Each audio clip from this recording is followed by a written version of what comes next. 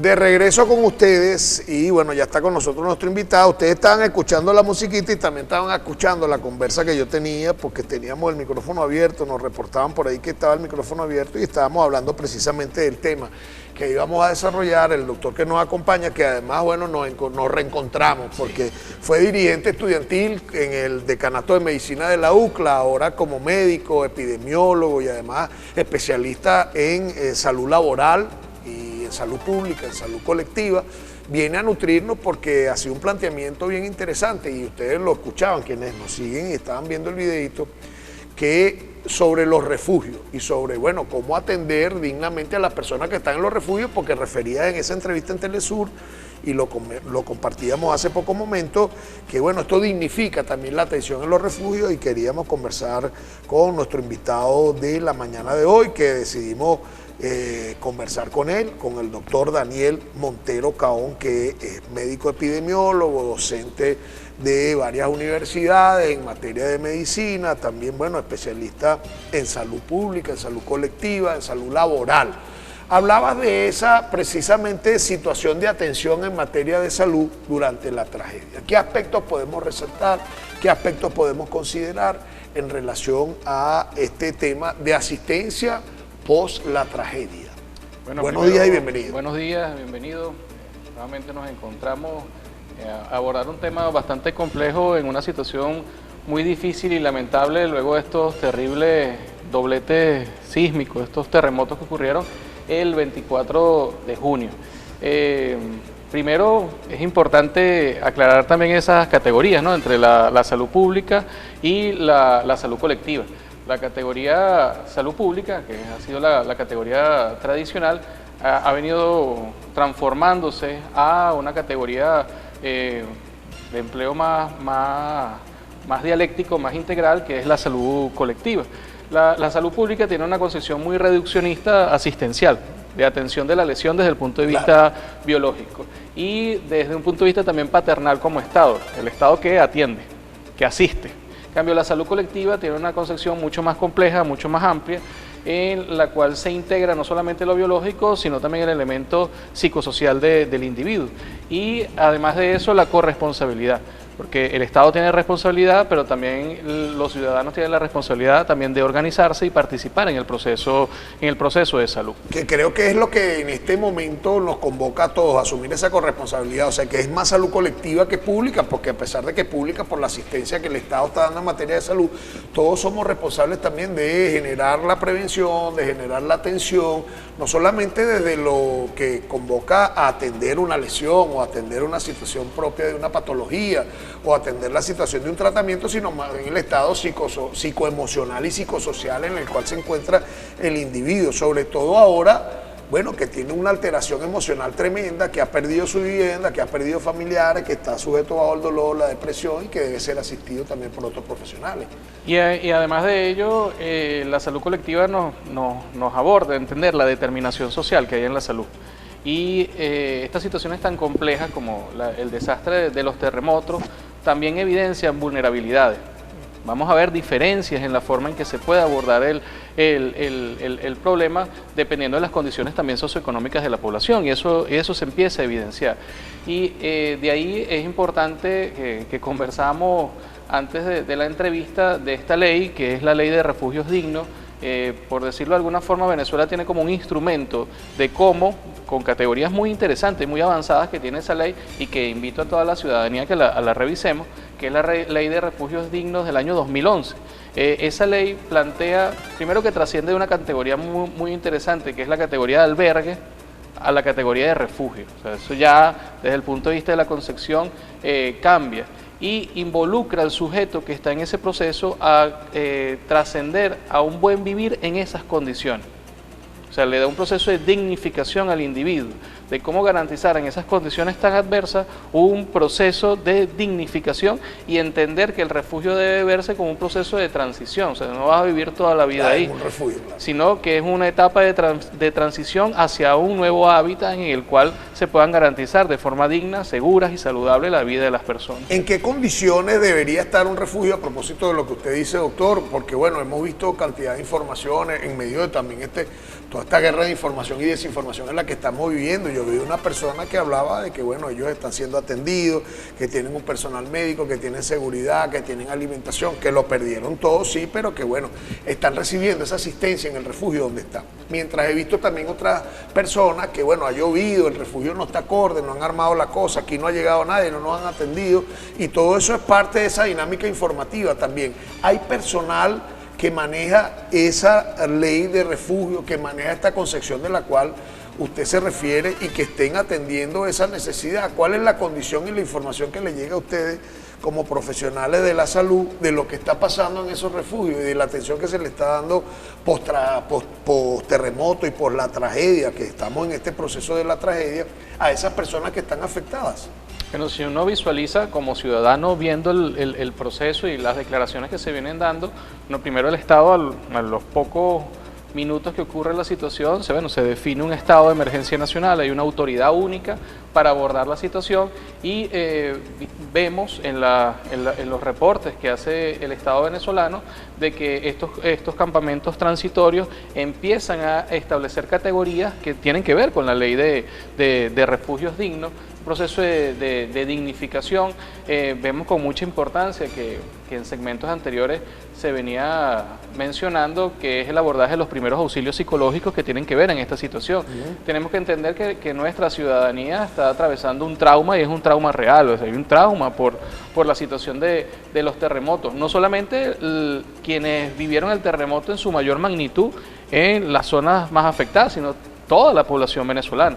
Y además de eso, es importante desde la salud colectiva y de la salud mental colectiva a abordar el tema de esta cantidad de fake news y cantidad de rumores y cantidad de noticias, que una población venezolana que ya veníamos en una situación de estrés y de angustia constante en este país. Ahora sumamos la situación del terremoto, de verdad que es criminal situaciones que se están dando de tantas noticias falsas que mantienen a la población mucho más angustiada. O sea, coloco un ejemplo, imagínate una persona que perdió a sus familiares y vean una cantidad de noticias donde dicen, bueno, es que el familiar estaba vivo, o sea, ¿cómo se puede afectar? O sea, noticias falsas en estos momentos son criminales. Por ejemplo, ayer en la noche sí que rescataron a 3 niñas y sale hoy el periodista Román Camacho diciendo que esa es una imagen vieja, que no han rescatado a nadie en ese sector. Es como dejar la esperanza de que todavía hay vida ahí y que no se están haciendo las labores de rescate para seguir sacando gente viva, cuando hay un grupo de gente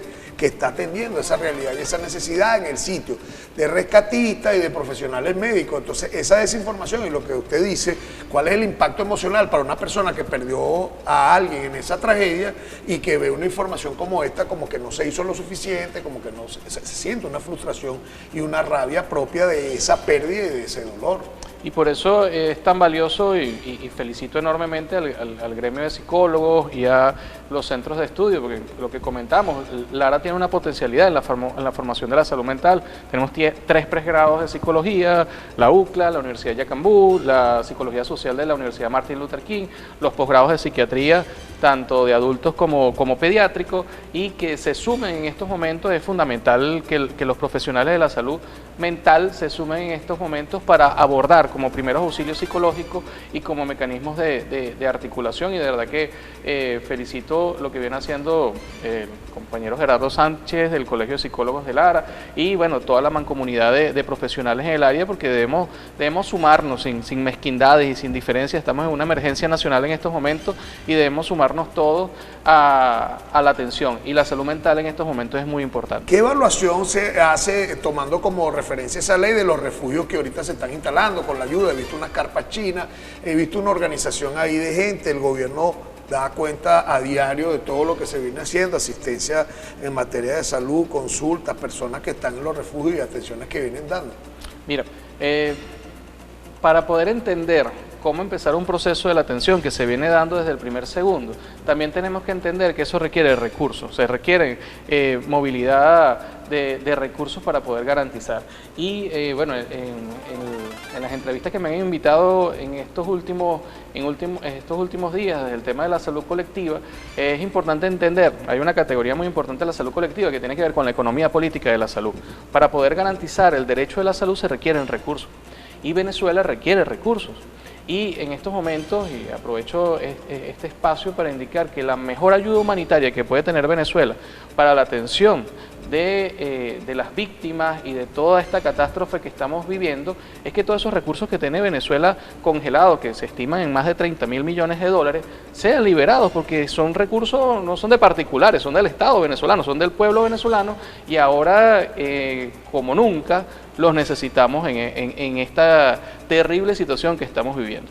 Te digo porque yo te puedo indicar qué es lo que necesitamos para desarrollar el refugio, pero lo primero que necesitamos son recursos. Claro. Ese es el elemento fundamental. Y la presidenta ha venido solicitando la liberación de una cantidad de recursos, sin embargo, ha sido lenta la respuesta y en algunos casos no se han liberado recursos.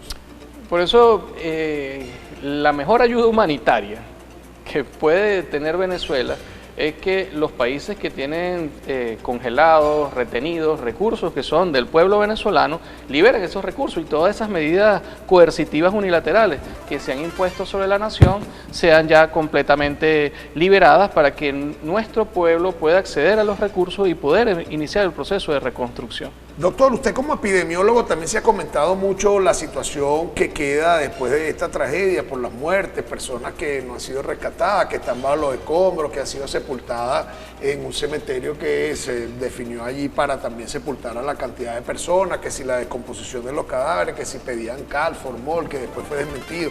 Hay problema de alguna contaminación en el área epidemiológica. ¿Qué pasa luego de una tragedia como esta? ¿Cuáles podrían ser las afectaciones? ¿Cuáles podrían ser las enfermedades que se presenten a las personas que están allí afectadas por esta tragedia? Bueno, volvemos al punto de los rumores y la cantidad de cosas que hay.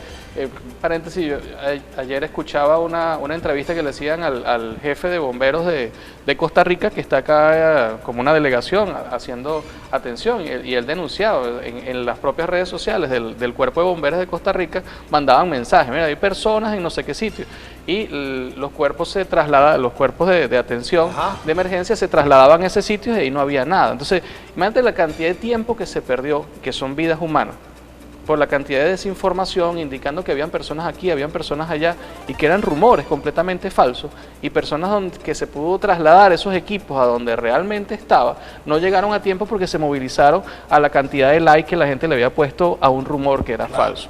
Esto con relación a lo que me estás mencionando, cuánto se habló de fosas comunes, cuánto se habló de una cantidad de cosas, y hemos ido evidenciando, pero tenemos que entender que eso también es como un desgaste para la atención que se está haciendo.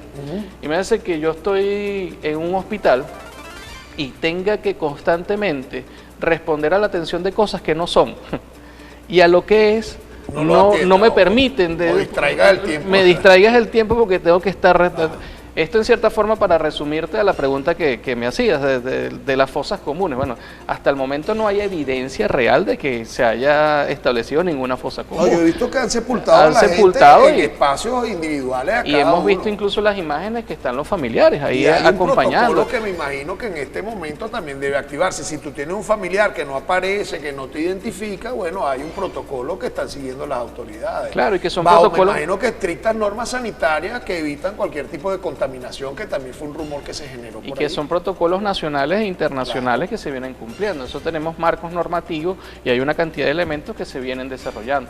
Debemos entender, porque vivimos también en un proceso de tanto ataque cognitivo que hemos vivido desde antes de esta tragedia, que también nos hemos autoflagelado como venezolanos de pensar que no tenemos capacidades para hacer las cosas.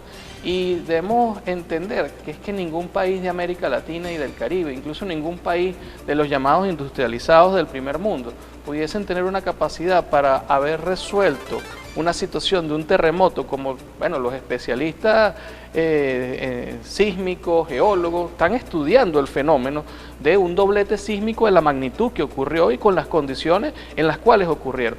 No hay país que tenga capacidad de respuesta ante un drama tan terrible como el que nosotros vivimos. Y creo que por eso el tema de la salud mental es muy importante, reducir esa cantidad de informaciones falsas y también uno como ciudadano tratar de distanciarte un poco de las redes sociales porque nos terminan, también terminan afectando nos terminan afectándonos muchísimo más, nos terminan en una situación de crisis colectiva y de ansiedad que en nada ayuda Lo a la decía población. yo, por ejemplo, algunas redes como TikTok que te montan un audio con inteligencia artificial y te ponen una imagen y te dan como cierto algo que no ocurrió aquí, que ocurrió en otro tiempo, entonces hay gente que se lo cree, hay gente que vive en un estado de zozobra y de angustia permanente, afectando incluso la salud de quienes estamos a la distancia tratando de darle un apoyo en medio de esta tragedia. Una de esas cosas era que, bueno, había una terrible contaminación porque los cadáveres se habían descompuesto. ¿Qué hay de cierto en todo esto? ¿Qué tipo de afectaciones puede tener la gente? Me imagino que las autoridades sanitarias, tanto en La Guaira como en los sitios afectados, han tomado sus previsiones en este sentido. Claro, recuerda que una de las primeras acciones que se hace es el proceso de militarización de la zona, que eso lo que hace es proteger los espacios donde ocurrió la tragedia. Luego arranca una cantidad de mecanismos, de protocolos, por eso hay una autoridad única. Si uno lee el decreto de emergencia nacional, hay una autoridad única que está regulando el control de todas las acciones que se hacen y cada acción tiene su fase, tiene su proceso y tiene sus tiempos y además hay unos protocolos rigurosos que se deben hacer. Indudablemente hay peligros reales, porque hay desde peligros de infraestructuras que pueden terminar de colapsar, hay cantidad de seres humanos y de animales también que están atrapados todavía en esos espacios. Indudablemente hay peligros biológicos, hay peligros respiratorios por la cantidad de polvo de sílice que cayó, no sé, hace una semana, a los pocos días del terremoto, que también en las redes, bueno, que un designio divino, que el color del cielo, eso era la cantidad de polvo del sílice por las construcciones que cayeron y hicieron que el cielo se viera de ese color, pero era por la cantidad de polvo de ambiente pulvígeno que había en la atmósfera y eso nos demuestra el efecto tan terrible del terremoto, del ambiente pulvígeno que había en todas las zonas afectadas. ¿Qué te quiero decir? Que hay protocolos, hay procedimientos y que tenemos que las autoridades únicas, en estos momentos, lejos de ponernos a caer en el tema de los rumores, lo que debemos es sumar, cada uno según sus capacidades, cada uno según lo que pueda aportar, porque necesitamos, la unión nacional en estos momentos es fundamental para levantarnos ya de una situación compleja que vivíamos y ahora mucho más compleja posterior a este terremoto, pero desde la soberanía y de la dignidad de nuestro pueblo. Según su experiencia, ¿en qué fase estamos? ¿Qué viene ahora? ¿Qué podríamos aportar? Ustedes como profesionales de la medicina, quienes tienen a cargo la salud colectiva, y no solamente la salud pública, y también, bueno, nosotros como ciudadanos que de alguna manera también siento que nos hemos ido olvidando un poco de la cosa y que esto es una asistencia que debe mantenerse en el tiempo. No es que, bueno, todos juntos a los centros de acopio, a los 2 días y 3 días ya no mandamos nada, ya no tenemos la disposición de atender, de activarnos, y se pasó y se olvidó y quedó la gente allá con su tragedia. Bueno, creo que lo que venimos conversando da una respuesta a lo que es la salud colectiva. O sea, no es el simple hecho de la atención de un lesionado, sino entender que la salud es un proceso dialéctico y que tiene una determinación social, que hay condiciones de vida, que hay condiciones de trabajo, que el tema del hábitat es un elemento fundamental de entender, como mencionaba, que se considera el padre de la geografía crítica, que es el brasileño Milton Santos, que dice que el primer territorio es nuestro cuerpo, ¿no? O sea, nosotros tenemos que garantizar nuestra condición desde el punto de vista digno, garantizar una armonización psicológica en todos los elementos que estamos viviendo, pero también el proceso de reconstrucción del territorio de forma general. Y ahí es indudable entender que hay que garantizar las condiciones de vida en esta población vulnerable, que estas condiciones de vida las estamos viendo a través de los refugios dignos o los campamentos de transición que se vienen construyendo, pero también garantizar las condiciones de trabajo. Y aprovecho este espacio para hablar un tema, además de epidemiólogo, soy especialista en el área de la salud y la seguridad en el trabajo. Y es importante entender el retorno laboral post-sismo. ¿Qué hay que hacer? ¿Cómo se deben garantizar las condiciones de trabajo? Porque si bien es cierto, el área de mayor afectación de los terremotos fue Caracas, Miranda y La Guaira, y Carabobo y zonas de Aragua, El terremoto ocurrió a menos de 1 hora de aquí, Barquisimeto. El epicentro fue... ¿Y qué nos evidencia eso? Es que vivimos en área sísmica. Aquí se activaron prácticamente que las 3 fallas más importantes del país, entre la falla de Boconó, hasta la falla del Pilar, la falla de San Sebastián. Todas las fallas se activaron y eso nos debe recordar que vivimos en un espacio y en un territorio que es sísmico. Y que nosotros en estos territorios de Lara hemos vivido terremotos terribles, del terremoto del Tocuyo y de una cantidad de situaciones que nos evidencian que aunque la mayor afectación fue en Caracas y La Guaira, nosotros desde el punto de vista también tenemos que evaluar las condiciones sísmicas en las cuales estamos. Y desde el punto de vista laboral es importante garantizar el retorno laboral post-sismo. Y ese retorno laboral post-sismo hay un elemento muy importante en estos momentos. Todos los centros de trabajo deberían estar activando sus comités de seguridad y salud laboral y en esa reunión de los comités de seguridad y salud laboral evaluar las condiciones de cada uno de los centros de trabajo. Eso obliga a hacer una actualización de los sistemas de seguridad, de los sistemas de gestión en seguridad y salud en el trabajo. Nosotros, por el marco robusto que tenemos en el país, de la LOCSIMAT y las normas técnicas del INSACEL, existe una cosa que se llama el Programa de Seguridad y Salud en el Trabajo. Y cada centro de trabajo debe evaluar sus planes de emergencia y contingencia. Y en ese plan de emergencia y contingencia, hacer una actualización por las situaciones que ocurrieron en los terremotos. Revisar qué mecanismos hay en cada centro de trabajo para la atención de un sismo. Y empezar los procesos de actualización, hacer las evaluaciones de las infraestructuras, los mecanismos de revisión y de inspección, establecer los protocolos de cómo se hacen los mecanismos de desalojo ante unas emergencias en los centros de trabajo y sobre todo el abordaje al humano, es decir, al trabajador y la trabajadora. Entender que aunque no fuimos víctimas, digo el territorio larense y la zona centro-occidental, afectados directos por la mortalidad lamentable que ha ocurrido en La Guaira y en Caracas, estamos traumados, hay un trauma colectivo y eso tenemos que entenderlo y eso hay que abordarlo desde los centros de trabajo. Y un elemento muy importante, porque aprovecho, Mateus, para indicar esto, porque hemos recibido denuncias a nivel nacional de que esta emergencia del terremoto ha sido usado por algunos empleadores para despido. No, la situación económica se complicó, entonces, bueno, ya no podemos continuar contigo.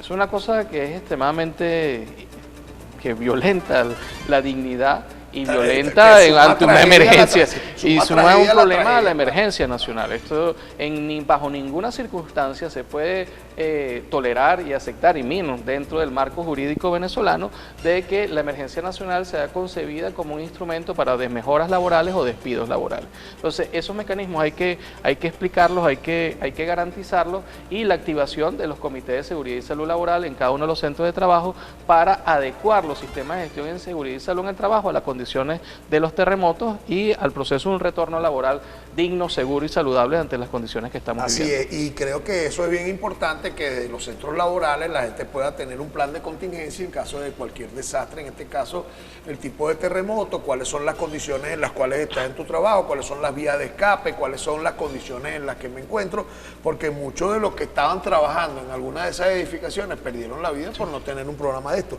Por cierto, por ahí había un flyer que yo le mandaba, señor director, de un conservatorio, doctor, que lo voy a invitar, donde va a estar el cuerpo edilicio del municipio de Iribarren junto al alcalde Yanni Agüero. El día de mañana, miércoles, en la sede de la Cámara de Comercio, van a estar en un conversatorio sobre la ordenanza para edificaciones sismo resistentes del municipio, edificaciones post-sismo y planificación del plan de desarrollo urbano local. Le enviaba por allí el flyer.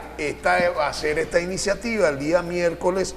Va a ser en la Cámara de Comercio, en el auditorio, en la Avenida Vargas, a partir de las 9 de la mañana. Ahí va a estar el ingeniero Julio Gutiérrez, del Colegio de Ingenieros, con un grupo de ingenieros especialistas. Va a estar la directora de DPCU de la Alcaldía de Iribarren, va a estar también la gente de Funvici, va a estar el Cuerpo de Bomberos, el general Víctor Montero, va a estar el director de Protección Civil, que bien vale la pena que podamos entender esto, porque aquí tenemos una ordenanza de microzonificación sísmica en Iribarren y Palavecino. Son 3 municipios en el país, 2 de ellos en Lara, que indican cuáles son las normas para construir, cuáles son las zonas de riesgo, incluso cuál es la corresponsabilidad que tiene la colectividad, el pueblo y las instituciones en planes de contingencia como esto, que usted lo define ahí bien dentro de la salud laboral, pero que también se extienden a la vida cotidiana y a la parte residencial. y es fundamental, bueno, felicito a la municipalidad de que haga este llamado. Esto nos va a obligar no solamente al municipio de Ibarra, sino a todos los municipios del país a la revisión de todas las normativas, porque como hemos visto a muchos especialistas, ingenieros civiles, especialistas en el tema de sismo resistencia, la situación que ocurrió en La Guaira también obliga a la adecuación de las normas, porque se evidencian patrones de las infraestructuras que son necesarias revisarlos y adecuarlos. Indudablemente el terremoto nos mueve también completamente a todos los profesionales, a todos los técnicos, a la comunidad en general, a la comunidad organizada, a evaluar las condiciones y entender que estamos ante territorios que son sísmicos y que tenemos que garantizar mecanismos de prevención, pero sobre todo garantizar la humanidad, que es una cosa que tenemos como pueblo, como venezolanos, una capacidad de resistencia importante y de unificación, de dar la mano, de la solidaridad, de la construcción colectiva, y yo creo que ese es el llamado más importante a seguir fortaleciendo. Vamos a recapitular para cerrar en líneas generales qué debemos tener presente brevemente para despedir el programa, porque ya llegamos al final de esta conversación que hemos tocado con usted, doctor. ¿Qué debemos tener nosotros presente en todo esto? Bueno, primero que indudablemente necesitamos recursos para poder hacer el proceso de reconstrucción de este país. Y ahora más que nunca necesitamos que los recursos del pueblo venezolano, que están congelados en distintas instituciones y de países del mundo a través de medidas coercitivas unilaterales, sean eliminadas completamente todas esas medidas coercitivas unilaterales y el pueblo pueda tener acceso a esos recursos que se estiman en más de 30.000 millones de dólares y que son muy necesarios en estos momentos. Porque como dice el saber popular, deseos no empreñan. Si nosotros podemos tener el deseo de que podamos mejorar, pero necesitamos recursos, es una condición material real, se necesitan recursos para poder avanzar. Y eso es, creo que desde el punto de vista de la economía política de la salud y de la salud colectiva, una de las principales necesidades, lograr acceso del pueblo venezolano a sus propios recursos. Diferencia de la salud colectiva de la salud pública y los refugios dignos en esa ley del 2011. La categoría de salud pública ya ha sido trascendida no solamente desde el punto de vista científico, también sino desde el punto de vista normativo y jurídico en Venezuela. La salud pública se circunscribe a la asistencia biológica del Estado de situaciones patológicas de enfermedad. La salud colectiva aborda la salud como un proceso dialéctico de armonización biológica, psíquica y social que tiene una determinación social. Entonces la salud colectiva también da un proceso de corresponsabilidad. No solamente el Estado tiene la responsabilidad de atender la salud, sino que la comunidad organizada, el pueblo organizado también participa en el proceso de su propia salud. O sea, que aquí es salud colectiva más que salud pública en esta tragedia.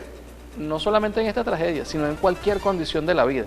En cualquier condición de la vida hay que garantizar salud colectiva. ¿La ley de refugio digno que hablaba usted del 2011 se está aplicando actualmente? Las categorías que están plasmadas en esa ley y que por eso mencionaba que es importante incluso darla a conocer a las delegaciones internacionales de los grupos de rescate y de misiones humanitarias que están, porque nosotros tenemos un instrumento. Hay pocos países en el mundo que puedan tener un instrumento jurídico sobre qué hacer en estas condiciones. Y nosotros tenemos desde el año 2011 una ley de refugios dignos que da un espacio de un hábitat de transitoriedad ante una situación de emergencia y de desastre. ¿Hay peligro de contaminación? ¿Se ha manejado bien la situación en La Guaira y en Caracas con la tragedia? Ante una condición de desastres hay infinidad de peligros. Lo que se vienen construyendo son una cantidad de protocolos y procedimientos y el decreto de emergencia nacional define una autoridad única. Debemos sumar a esa autoridad única cada uno de los ciudadanos desde sus capacidades.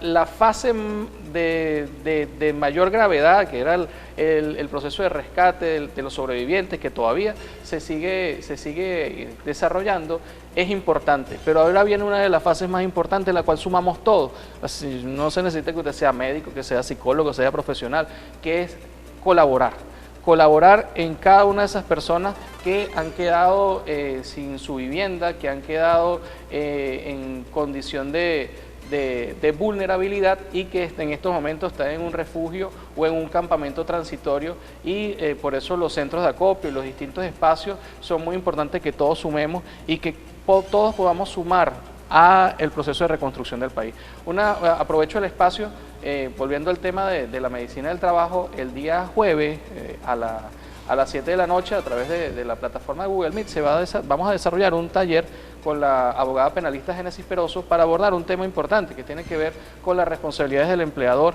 en el tema del sismo, de las responsabilidades civiles y penales en el tema de los sismos, que es importante revisar y conocer al respecto. Gracias, doctor, por venir al programa. Muchísimas gracias. Despedimos rápidamente, estábamos compartiendo con el doctor Daniel Montero Caón que tema de salud colectiva, salud pública, salud laboral, en medio de toda esta tragedia. Agradecido con ustedes, con el doctor, agradecido con nuestros anunciantes, rápidamente porque estamos sobre el tiempo, hablar de nuestros aliados comerciales, hablar del Colegio de Médicos. Ahí está todo lo que ellos ofrecen, el certificado médico para conducir, los exámenes, todos los voluntarios que han salido del Colegio de Médicos también a atender en esta tragedia, su área de esparcimiento y recreación, y el certificado médico para conducir de lunes a sábado a partir de las 8 de la mañana. Hay que llegar un poco antes. Nuestras áreas de esparcimiento y recreación en la avenida Vargas frente a la Plaza Los Ilustres, @Colegio de Médicos Lara.